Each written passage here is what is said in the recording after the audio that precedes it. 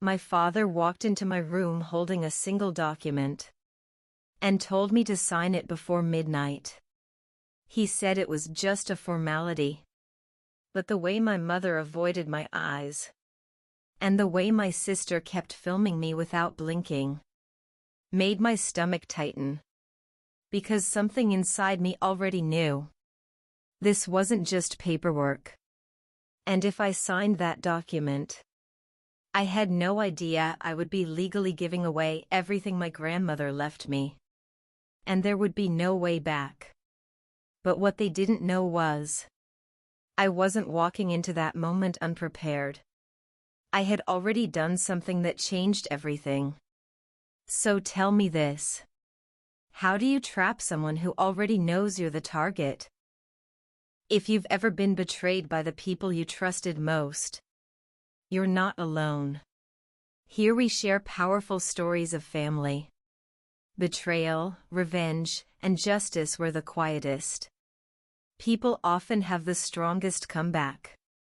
Subscribe if that's your kind of story. Now let me tell you how this all began. My name is Alyssa Carter. And in my house, love was never free. It always had conditions attached. I just didn't understand that when I was younger. My father was strict. My mother stayed silent when it mattered most. And my sister Danielle learned how to watch people instead of talk to them. And me? I learned how to stay quiet. Not because I was weak, but because in my family, silence didn't mean peace. It meant planning. The only thing that ever felt like mine was my grandmother's inheritance. She left it in my name before she died. Property, investments, everything. But my parents always said the same thing. You'll get it when you're 18, just trust us. And I did. That was the problem. The older I got, the more I started noticing things that didn't make sense. Whenever my grandmother visited, she always pulled me aside. Not Danielle. Me. At the time I thought it was because I was the youngest. But now, I think she saw something coming long before I did. One summer afternoon when I was 16, she asked me a question that seemed strange. Alyssa, she said quietly, if something ever belongs to you, would you protect it? I remember laughing. Of course. She smiled. But it wasn't a happy smile. It looked more like relief. Then she squeezed my hand and changed the subject. At the time, I forgot about that conversation. Years later, I couldn't stop thinking about it. Because she knew. Maybe not everything. But enough. Enough to worry. Enough to ask. Enough to leave things specifically in my name. And that should have been my first warning. The second warning came 6 months later. My grandmother invited me to lunch. Just me. No parents. No Danielle. No Uncle Wade. Just us. Halfway through the meal, she asked me another strange question. Do your parents ever ask about my finances? I almost laughed. Constantly. She stared at me. Then nodded slowly. As if I had just confirmed something she already suspected. When I got home that evening, my father immediately asked what we talked about. Not how she was. Not whether she seemed healthy. Not whether we had a good time. The first thing he asked was, did she mention her properties? I remember blinking. Why? He looked away. No reason. But there was definitely a reason. Because from that day forward, every conversation about Grandma somehow became a conversation about money. Every single one. How much her house was worth. how much land she owned, how much her investments had grown. My mother called it planning. My father called it responsibility. But even then, something about it felt wrong. Grandma was still alive. Yet they talked as if they were already dividing everything up. And there was one person who always appeared whenever money entered the conversation. My Uncle Wade. The man everyone trusted. Or at least pretended to. Wade had a talent for showing up exactly where money was involved. Family dinner? Wade was there. Property discussion? Wade was there. Grandma's medical appointments? Somehow Wade was there too. Looking back, it feels obvious. But at 17, I didn't see the pattern. I only saw family. One night I overheard an argument downstairs. A real argument. The kind that instantly makes a house feel different. I heard my grandmother's name. Then Uncle Wade's. Then my father's. Then silence. The next morning I asked what happened. My mother smiled. Nothing important. But her eyes looked exhausted. And my father wouldn't look at me at all. Weeks later, Grandma called me unexpectedly. She sounded nervous. Which was unusual. "Alyssa," she said, "promise me something." "Okay.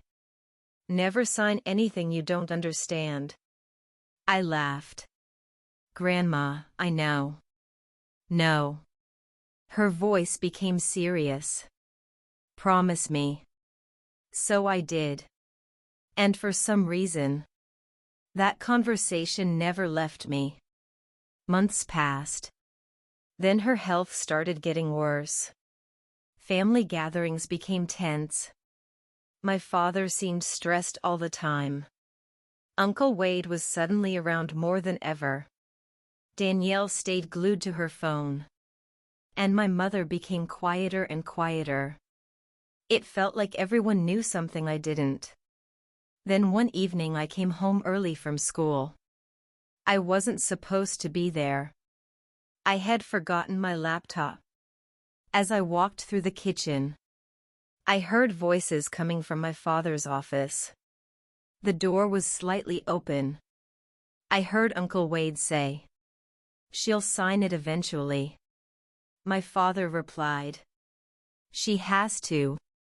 Then silence. A chair moved. Someone stood up. And I left before they could see me.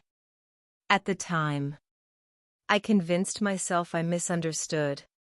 I wanted to believe I misunderstood. Because the alternative was terrifying. The alternative meant they were talking about me. And if they were talking about me, then they were planning something.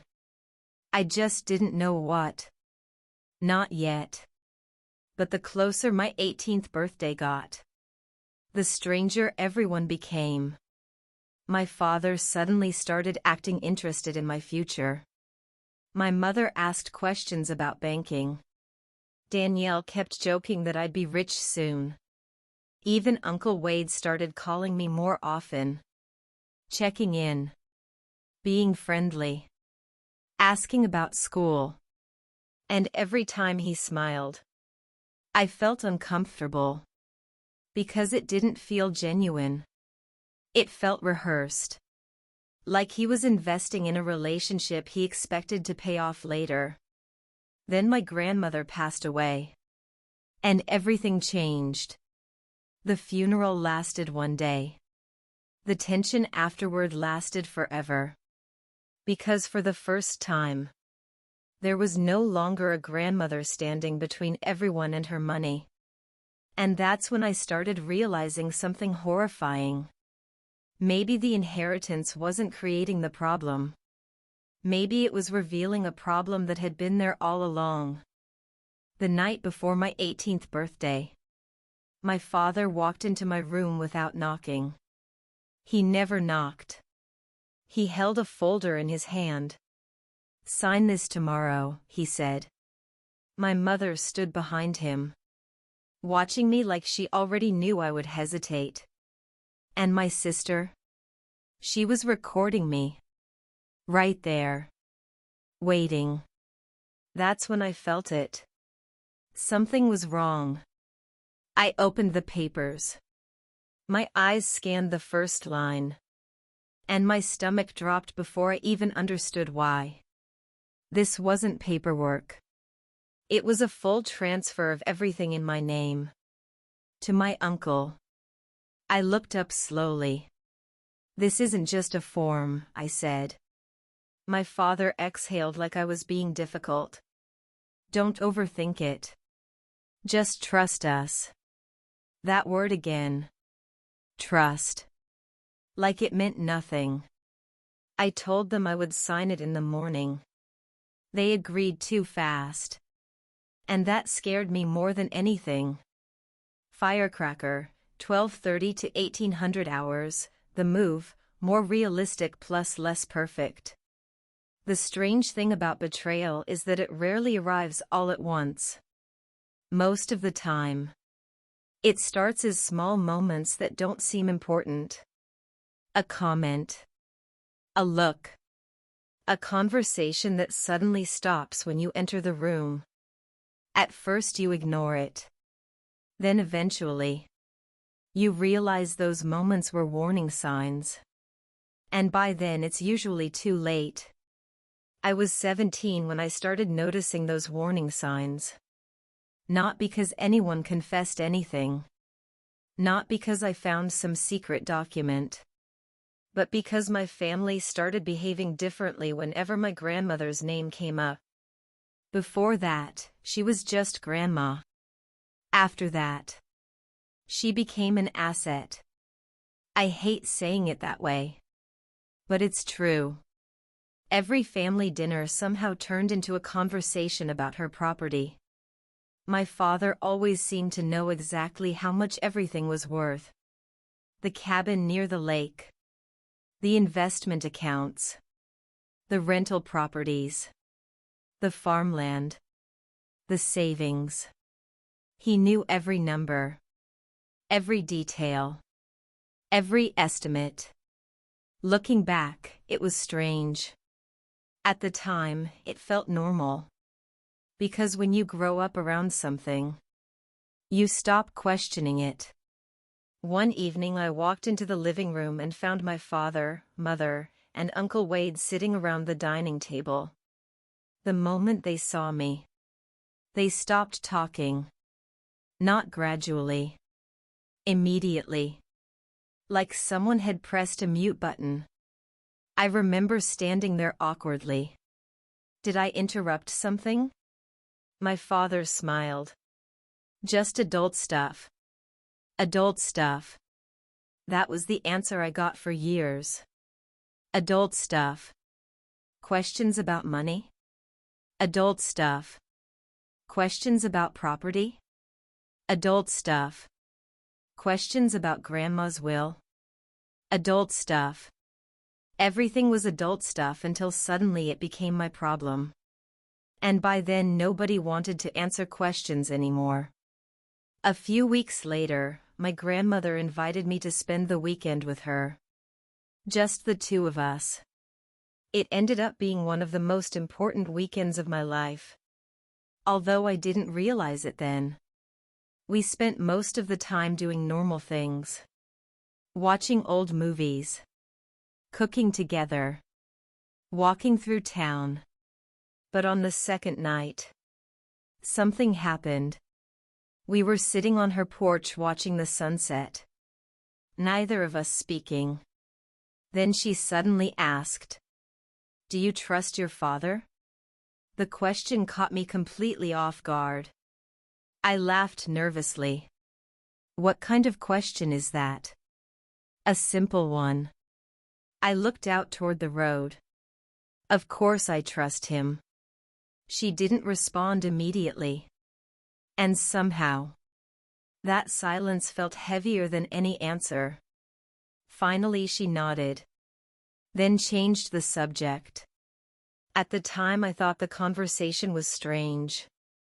Years later, I realized it was much stranger than I originally believed. Because Grandma wasn't the type of person who asked random questions. Everything she said had a reason. I just didn't know the reason yet. As my 18th birthday got closer, the atmosphere inside our house became increasingly tense. My father was constantly on the phone. My mother seemed exhausted. Danielle spent more time whispering with them than she did talking to me. And Uncle Wade practically moved into our lives. He was everywhere. Family dinners, weekend visits, random afternoons. Sometimes I'd come home from school and find him sitting at our kitchen table discussing something with my father. Whenever I entered the room, the conversation stopped. Every single time. At first I convinced myself I was imagining it. Then one day something happened that I couldn't ignore. I came home early from school because one of my teachers was sick. Nobody expected me to be home. The house was quiet. I walked toward the kitchen. Then I heard voices coming from my father's office. The door wasn't fully closed, just slightly open. I wasn't trying to eavesdrop. But then I heard my name. And I froze. Alyssa doesn't need to know everything, Uncle Wade said. My father sighed. She'll know eventually. Not if we handle it correctly. Handle what correctly? I stood completely still. Heart pounding. Trying to hear more. Then I heard my mother speak. She asks too many questions. A long silence followed. Then Uncle Wade laughed. Not for much longer. I wish I could tell you I burst into the room. Demanded answers. Forced them to explain. But I didn't. I walked away. Quietly. Because for the first time, I was scared of what I might learn. The next few months were filled with moments like that. Tiny pieces of a puzzle I couldn't assemble. One day my father suddenly asked if I planned to go away for college. Another day my mother wanted access to some of my personal information. Then Danielle casually asked whether I planned to manage my own finances after turning 18. Every question seemed harmless. Individually. Together. They felt calculated. Like everyone was trying to measure something.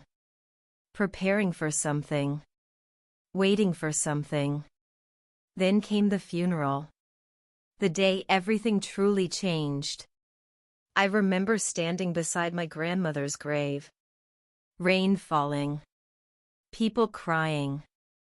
And all I could think about was the conversation on her porch. Do you trust your father? At the time I still thought the answer was yes. I wanted it to be yes. But standing there, watching my family, something felt wrong. Very wrong. Because they weren't grieving the same way I was. They looked nervous. Restless. Focused. Like they were waiting for the next step. Not mourning the last one. The reading of the will happened 2 weeks later. And that was when I saw real shock for the first time. Not from me. From them.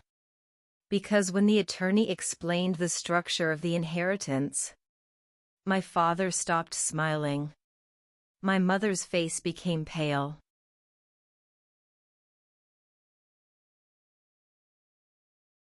And Uncle Wade looked like someone had punched him in the stomach. That's when I learned something I had never known before. Grandma hadn't simply left me money. She had specifically protected it. Protected it from creditors. Protected it from outside claims. Protected it from people trying to control it.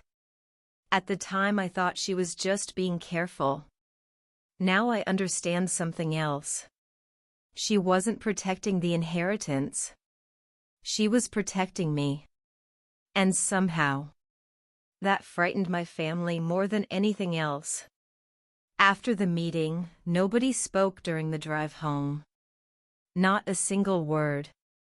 The silence lasted almost 30 minutes. Then my father finally said, "We'll need to review everything carefully."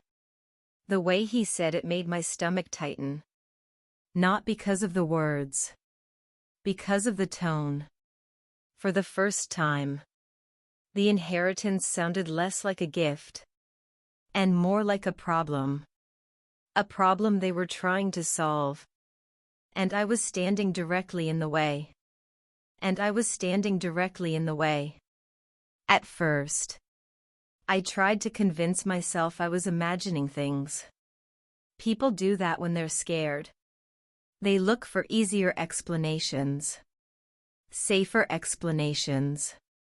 Maybe my father was stressed because Grandma had just died.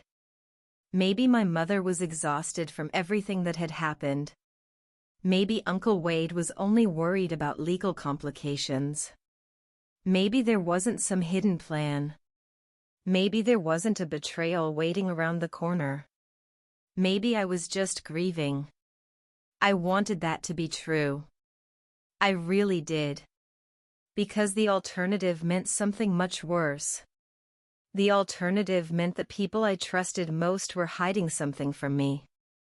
And every day that passed, that possibility became harder to ignore. The weeks after the will reading felt strange. Not dramatic. Not obvious. Just strange. The kind of strange that slowly crawls under your skin. My father suddenly became interested in things he had never cared about before. My bank account. My future plans. Whether I intended to leave the state after graduation. Whether I planned to hire a financial advisor. Whether I trusted lawyers. At first, the questions sounded harmless. But eventually I noticed something. He never asked what I wanted.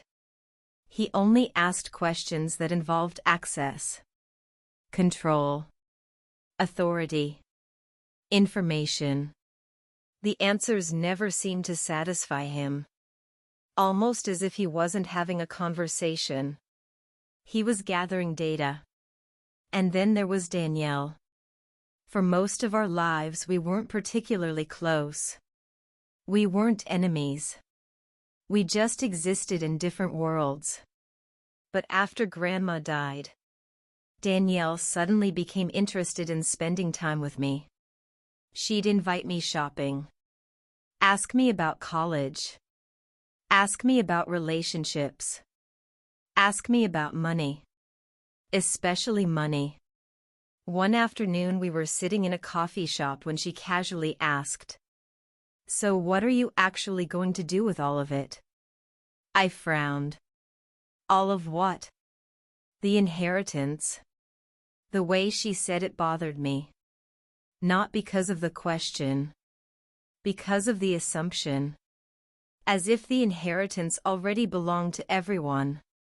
As if it wasn't actually mine. I shrugged. I don't know. She laughed.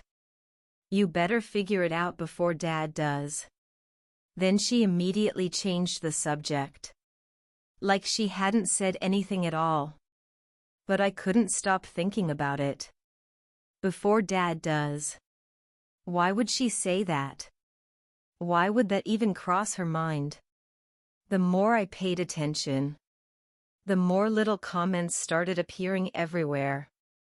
Small comments. Forgettable comments. Until you put them together. Then they became impossible to ignore. One night I walked into the kitchen around midnight. I couldn't sleep. The house was dark except for the light above the stove.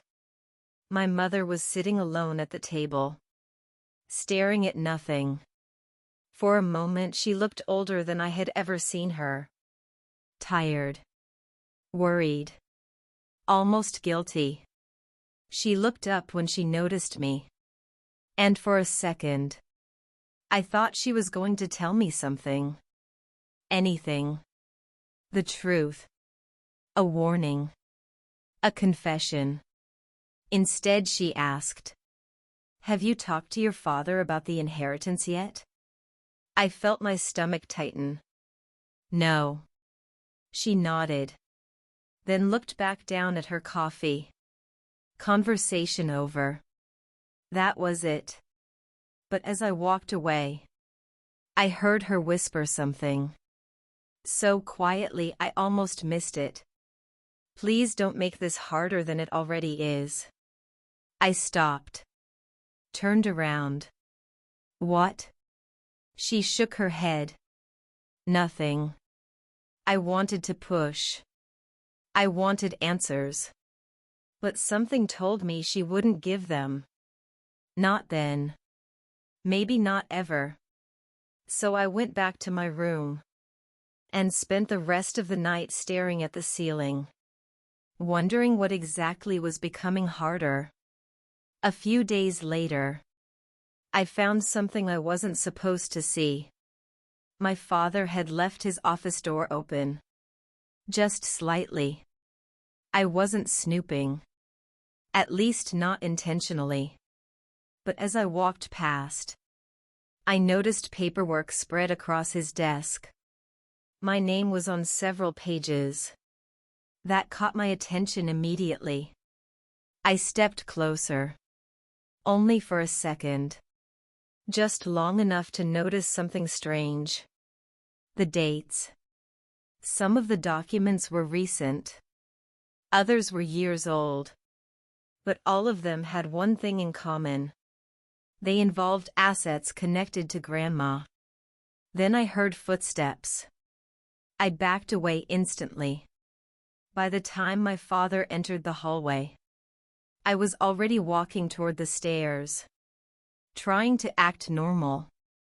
Trying to look calm. But inside, my heart was racing.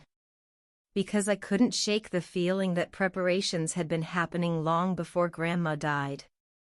Long before the will reading. Long before my 18th birthday. Almost like people had been waiting. Patiently. Quietly. Waiting for the moment they could finally move. And every day brought me closer to that moment. The tension in the house kept building. Nobody talked about it directly. Yet everyone seemed aware of it. Like a storm sitting just beyond the horizon. A storm nobody wanted to acknowledge. Until one evening, everything became impossible to ignore. I came home from school and found Uncle Wade's truck parked outside. That wasn't unusual anymore. What was unusual was hearing shouting before I even opened the front door. Real shouting, the kind that rattles walls. I stepped inside. The voices stopped instantly. My father emerged from the living room. His face red. His expression forced. Trying far too hard to appear normal. "Everything okay?" I asked. "Fine." He answered too quickly. Then Uncle Wade appeared behind him. And for the first time, I saw genuine panic in his eyes. Not frustration. Not annoyance. Panic. The kind of panic people feel when something important is slipping away. That image stayed with me. Because no matter how much I thought about it, I couldn't figure out why my inheritance would matter that much to him. Unless it wasn't just my inheritance they were worried about. Unless there was something bigger underneath all of this. Something nobody wanted me to discover. And the closer my 18th birthday got, the more certain I became that whatever they were hiding, it was running out of time. And so were they. Which is why when my father finally walked into my room holding that folder, I already knew one thing. Those papers weren't the beginning. They were the final step. The last move in a game I hadn't even realized was being played. And somehow, I was the prize. That night, I couldn't sleep. I kept staring at the ceiling, thinking about what I almost signed. That night, I couldn't sleep. I kept staring at the ceiling, thinking about what I almost signed. So I checked everything I could find. Documents, laws, trust structures. Half of it didn't even make sense to me. But one thing did. A protection structure that could lock assets before any transfer could go through. I didn't fully understand it. But I understood enough. So I did it. Not perfectly. Not confidently. But fast. When I finished, I remember just sitting there for a moment, thinking, I hope this actually works. Because I wasn't a genius. I was just someone trying not to lose everything before it even started. The next morning, I walked downstairs. They were already waiting. My father slid the paper toward me. Sign. My sister was already recording. My mother didn't speak. I looked at all of them and said quietly, I already read everything last night. My father frowned. And? I pushed the paper slightly away. I'm not signing it. The room froze. My sister stopped recording mid-motion.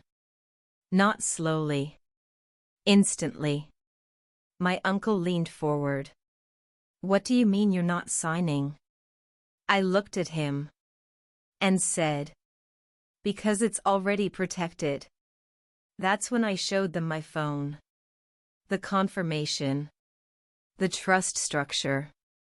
Their faces didn't change all at once. It happened in layers. Confusion. Disbelief. Then panic.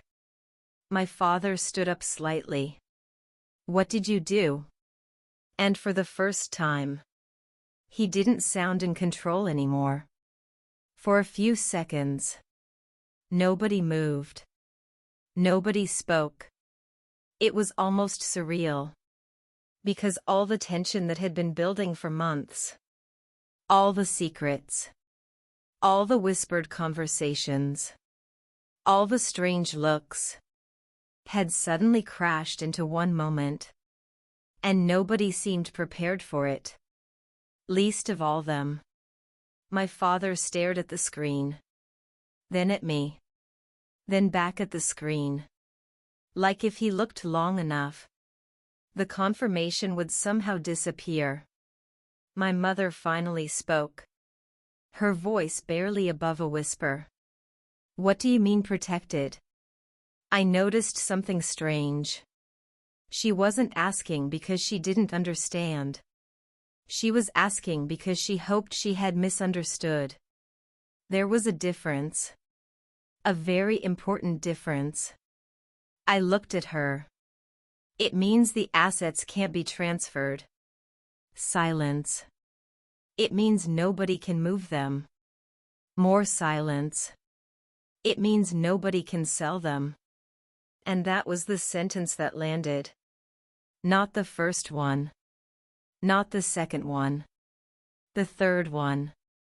Because the moment I said sell, everyone looked at Uncle Wade. Everyone. Even my father. And that tiny reaction told me more than any confession ever could. For the first time, I knew I wasn't imagining things. There really was a plan. A real one. And somehow, I had just stepped directly in front of it. Uncle Wade leaned back in his chair, trying to look calm, trying to look unaffected. But his face had gone pale. His fingers kept tapping against the table. Fast. Then faster. Then faster. I had never seen him nervous before. It was unsettling. Because growing up, Wade always seemed confident. The type of person who had an answer for everything. The type of person who controlled every room he walked into. Now he looked different. Smaller somehow. Less certain. And that terrified me. Because if someone like Wade was scared, then whatever I had interrupted was bigger than I thought. My father finally broke the silence. Who helped you do this? Not. Why did you do this? Not. What were you thinking? His first question was, who helped you? That was the moment something clicked. He couldn't believe I had acted on my own. He couldn't believe I had figured anything out. Which meant he never expected resistance. Not from me. Not from anyone. I swallowed carefully. A lawyer. His jaw tightened. What lawyer? A lawyer I hired. You hired a lawyer? The disbelief in his voice would have been funny under different circumstances. As if the idea was impossible. As if I wasn't legally allowed to protect myself.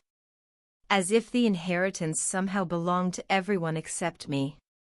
Danielle finally found her voice. Are you serious right now? I turned toward her. She looked genuinely angry. Not confused. Not shocked. Angry. Like I had broken an agreement. An agreement nobody had ever told me existed. You just locked everything up? I nodded. Yes. Without talking to us? The irony of that question almost made me laugh. Without talking to us. As if they had spent months being completely transparent. As if they had explained the paperwork honestly. As if they had ever planned to give me a choice. I looked directly at her. Were you planning to talk to me before I signed? That shut her up immediately. For a moment. Nobody knew what to say. Then my mother started crying. Not dramatically. Quietly. Tears rolling down her face while she stared at the table. And for a split second, I almost felt guilty. Almost. Then I remembered something. The conversations. The lies. The paperwork.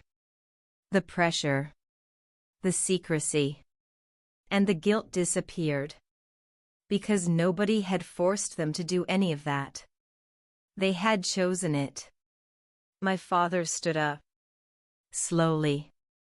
The chair scraped across the floor. The sound made everyone jump. Including me.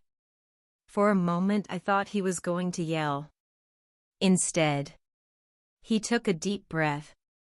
Then another. Trying desperately to regain control.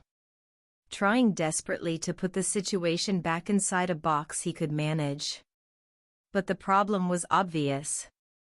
There was no box anymore. Whatever plan they had spent months building was falling apart in real time. And everyone in the room knew it. Then something happened that I'll never forget. Uncle Wade looked at my father. Not me. My father. And said, "You told me she wouldn't do this." The room froze again. Because suddenly, they weren't speaking to me anymore. They were speaking to each other. And when people stop performing, they reveal things. My father's eyes widened. Wade. You said she'd sign. I said she trusted us. You said we had this handled. Nobody noticed me anymore. For the first time, I wasn't the target. I was the observer. And I sat there listening as their carefully constructed story started cracking apart. One sentence at a time. One accusation at a time. One mistake at a time. Then Wade realized what he was doing. The realization hit him instantly. His mouth snapped shut. Too late. Far too late. Because everyone in that room had heard it. Including me. And those few sentences confirmed something I had suspected for months. This wasn't a misunderstanding. This wasn't concern. This wasn't family trying to help. This was a plan. A coordinated plan. And I had just destroyed it. The silence that followed felt different. Not tense. Not uncertain. Defeated. Because for the first time, they knew I knew. And once someone knows the truth, you can never put them back inside the lie. That's when my father looked directly at me and asked, "What exactly do you think is going on here?" I remember staring back at him and realizing something strange. A few months earlier, I would have doubted myself. I would have second-guessed everything. I would have wondered if I was being paranoid. Not anymore. Because the reactions in that room had already given me my answer. So I looked him straight in the eyes and said, "I think whatever you were planning was supposed to happen before I figured it out." And nobody disagreed. Nobody. Not my father. Not my mother. Not Danielle. Not even Wade. Because sometimes silence tells the truth better than words ever can. That night, everything broke. My father shouted that I betrayed the family. My mother tried to talk over him. But he cut her off for the first time in years. My sister turned the camera on me again. "This is going to ruin everything," she snapped. But I didn't answer. Because suddenly, my uncle grabbed my arm. Not hard, but enough to stop me from walking away. "You don't understand what you've done." My father pointed at me. "You think you're smarter than everyone?" I stepped back. "No." I looked at all of them. "I just stopped trusting you first." That's when my mother broke down crying. But not for me. For what was falling apart. And that was the moment I realized. They weren't scared of losing me. They were scared of losing control. And once I saw it, I couldn't unsee it. Everything suddenly made sense. The pressure. The secrecy. The constant conversations that stopped when I entered a room. None of it had ever been about protecting me. It had been about managing me. Directing me. Keeping me moving toward a decision they had already made on my behalf. And now, that plan was collapsing. My father paced across the living room. Back and forth. Back and forth. Like he was trying to walk away from the problem but couldn't.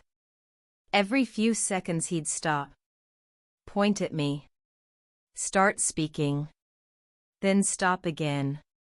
As if he couldn't decide which argument to use. Anger. Guilt.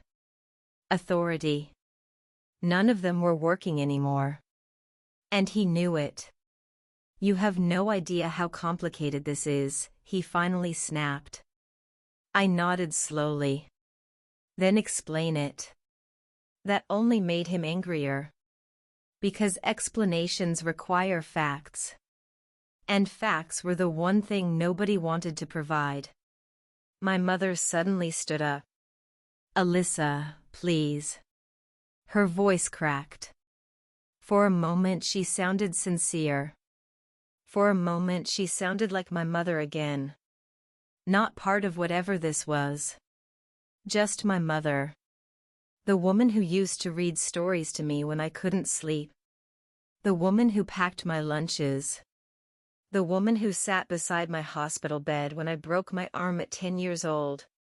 For 1 second, I almost let myself believe she was on my side. Then she said, "You can still fix this."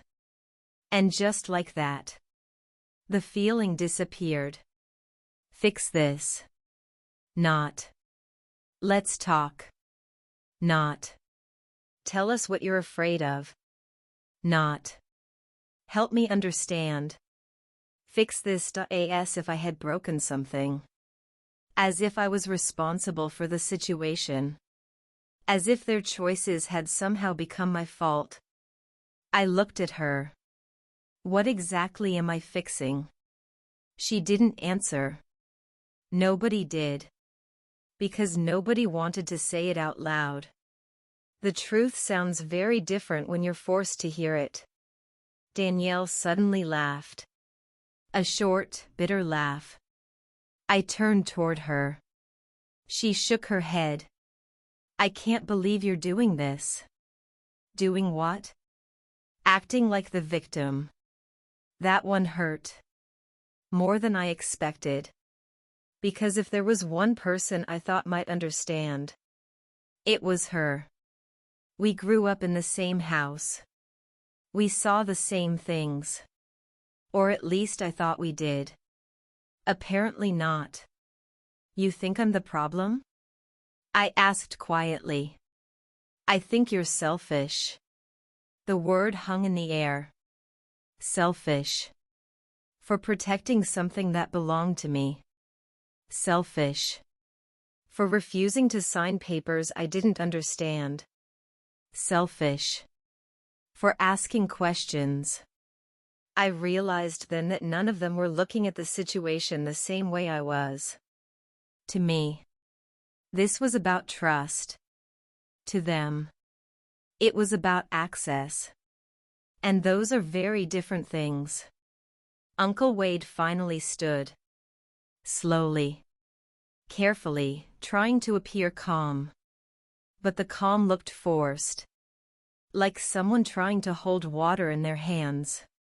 The harder he squeezed, the more obvious it became. Alyssa. His voice was softer than before. Almost friendly. Which somehow made it worse. We've all made emotional decisions before. I said nothing. You're upset. Still nothing. You've misunderstood what's happening. I almost laughed. Not because it was funny. Because it was predictable. The moment pressure stopped working, they switched to doubt. Maybe you're confused. Maybe you're emotional. Maybe you're overreacting. The oldest strategy in the world.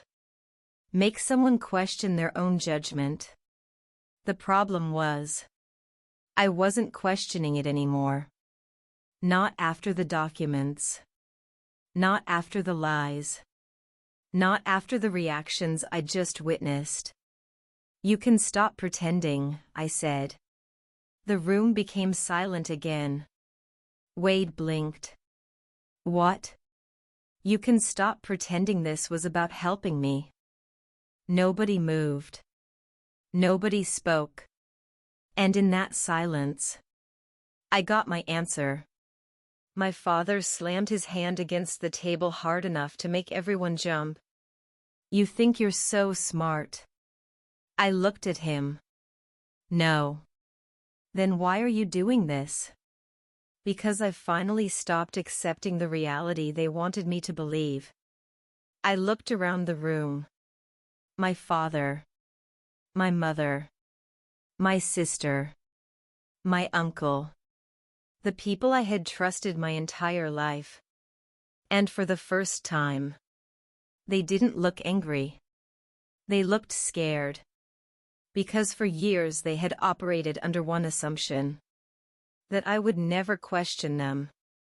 Never investigate. Never push back. And now they were facing a version of me they couldn't control. Eventually my father asked a question. What happens now? For the first time. He genuinely didn't know. Neither did I. But I knew one thing. Our family would never be the same again. Because some truths don't destroy relationships. They reveal what those relationships really were. 2 days later, I met Mr. Calder, a legal investigator. He listened quietly before opening a series of files. My father's signatures. My uncle's transactions. Documents carrying my name. Documents I had never seen. Then came the worst part. My signature. Forged. Close enough to fool most people. But not me. This wasn't random, Mr. Calder said. This was structured. The more files he showed me, the clearer the pattern became. Different dates. Different transactions. Same people. Same objective. This hadn't been a mistake. It had been a plan. A plan running for far longer than I realized. The inheritance wasn't the real story. It was the motive. The real story was what people were willing to do to get it. When I asked how long it had been happening, Mr. Calder gave a simple answer. Long enough. Then he said something I never forgot.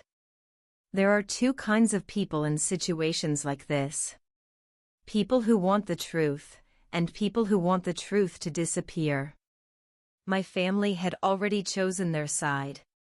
And according to him, the real fight hadn't even started yet. A week later, it got worse. A legal challenge arrived. They were attacking my trust. Claiming I wasn't mentally stable. My father supported it. My mother signed it. Even my sister submitted recordings. Suddenly there was a hearing date. A countdown. A deadline. If they succeeded, everything could be reversed. I expected panic. Instead, Mr. Calder smiled.